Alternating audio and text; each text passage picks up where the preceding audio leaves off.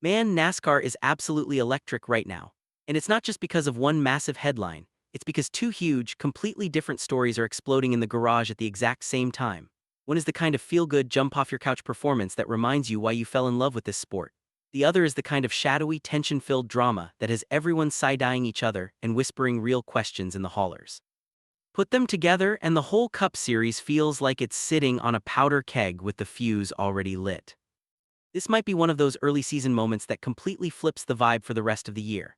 The energy in the garage, the way fans are reacting online, the pressure building on drivers, crews, and even NASCAR itself, it all feels different today. Something has clearly shifted in the sport, and whether you're hyped, suspicious, or somewhere in between trying to process it, this is the kind of day that NASCAR fans will be talking about for months.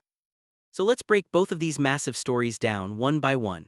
If you're loving this kind of raw, in-depth NASCAR content, go ahead and smash that like button, subscribe to NASCAR Nation Report, and help us climb toward 10,000 subscribers. If you're a real NASCAR fan who lives for the speed, the drama, the strategy, and everything happening behind the curtain, you're exactly where you need to be. First, let's talk about the feel-good story, the one that still has the garage buzzing for all the right reasons. Tyler Reddick just delivered one of those signature wins at Darlington that proves exactly where he and the number 4523 Xi Racing team stand right now. This wasn't some pull-to-win Sunday drive where everything went their way. Not even close. He started on the pole, sure, but the race turned chaotic fast. A slow pit stop on the first green flag cycle dropped him in the pack. Then they had to swap a battery, which sent him to the rear for the start of the second stage. On top of that, his cool suit started failing in the South Carolina heat, over 400 brutal miles at a track that already chews drivers up even when everything is perfect. Most guys would have wilted. Reddick, he just kept fighting. What separated him late in the race was pure execution under pressure. Brad Keselowski had dominated huge chunks of the day, sweeping both opening stages, leading 142 laps, and looking like RFK Racing was going to own the afternoon under this new rules package. But 23 Xi stayed ice cold. They played the late pit strategy perfectly, pitting the number 45 3 laps later than Keselowski. That gave Reddick fresher tires exactly when it counted. About 20 laps after that final stop, Reddick made the decisive move. He got around Keselowski clean and just drove away. Not edged him out, drove away. He stretched the lead to over 5.8 seconds by the checkered flag and led 77 laps on the day. That's a statement win if I've ever seen one. Zoom out and it gets even crazier. This was Tyler Reddick's first career victory at Darlington Raceway and the 12th of his Cup Series career. But more importantly, it pushed him to 4 wins in the first 6 races of 2026. That's not just a hot start, that's historic territory.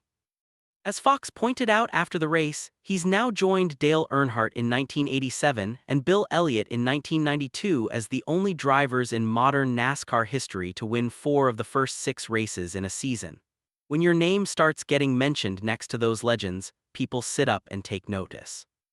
This is also a massive moment for 23XI Racing, the team co-owned by Denny Hamlin and Michael Jordan.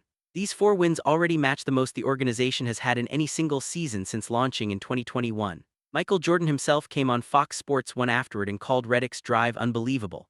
Honestly, that might be underselling it. What's impressive is just the wins, it's how they're winning.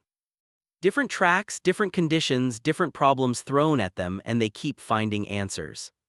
On the flip side, this race also highlighted a missed opportunity for RFK Racing. Brad Keselowski was outstanding for most of the afternoon. He controlled long runs, had the car hooked up, and looked like the guy to beat. Chris Buescher was right there too, leading 41 laps and showing legitimate speed. Ryan Preece quietly brought his car home in 13th, so RFK had 3 competitive cars, but late in the race it all slipped through their fingers. Keselowski simply didn't have enough left once those fresher tires went on Reddick's car. Buescher's day took a hit when he picked up right-side damage in turns 3 and 4 after Reddick, who apparently didn't realize Buescher was pitting, ran into the back of him. He still salvaged a 9th-place finish, but you could see the frustration. This felt like a race RFK could and maybe should have won. Other big takeaways from Darlington that matter for the bigger picture.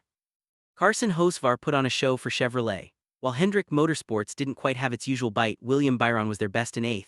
Hocevar stepped up big time for Spire Motorsports. He started at the rear due to unapproved adjustments, yet the team played strategy smart. He stayed out longer than anyone on a long green flag run, got fresh tires, and charged all the way up to 4th. That's a huge result for a single-car team. Team Penske had a mixed bag. Ryan Blaney ran 3rd and Austin Cindric finished 5th. Solid day on paper, But Joey Logano completely off. A three-time champion and former Darlington winner started 29th when a lap down early and finished 33rd. That one has to sting. Now onto the second massive story, the one that's creating real tension across the garage. Tyler Reddick's early season dominance is no longer just generating admiration. It's starting to generate serious suspicion. According to multiple reports, rival teams throughout the NASCAR Cup Series are openly questioning whether the number 45 car and 23xi Racing are fully compliant with the rule book. After 4 wins in 6 races, several organizations have reportedly begun circulating an internal petition urging NASCAR to conduct a deeper technical review of 23xi's cars. One anonymous team executive was quoted saying something along the lines of, "You don't just find that kind of speed at every single track type without something being off." They specifically pointed to the number 45's long-run pace, unusual tire longevity, and drive off the corner as areas that seem on another level. That's not casual garage talk, that's frustration boiling over into action. The specific concerns being discussed reportedly center on 3 things. Tire wear and longevity that looks superior to the rest of the field.